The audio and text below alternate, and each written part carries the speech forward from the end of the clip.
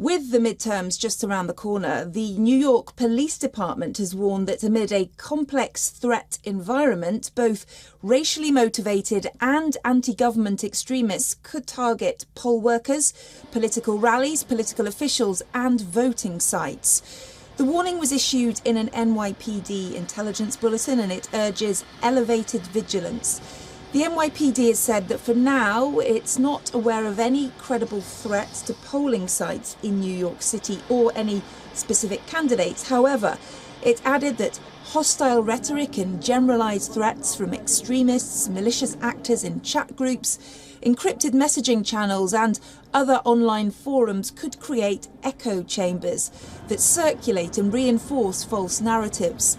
The bulletin states that this could establish a permissive environment for violent action against election infrastructure.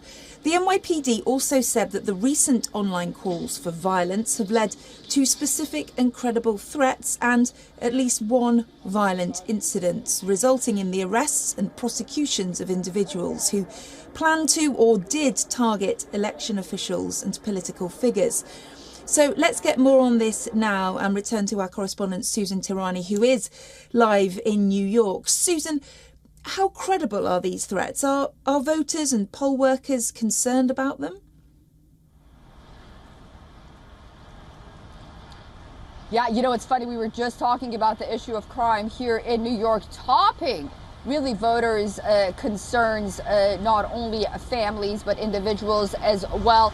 Voters are concerned about crime in general, and that's because of the Democrats' soft on crime policies. Now, whether or not it's quote unquote extremist groups targeting ballot boxes, or it's just everyday criminals that are throwing innocent people on the railroad tracks, the reason for that is because there are so many policies that have been changed in recent years where criminals just don't see that so much is at stake. They get arrested, their bail policies have changed, and they're released without cash bail very easily. So it's no surprise that we see really these warnings come ahead of elections because New York has just become such a high crime state in general.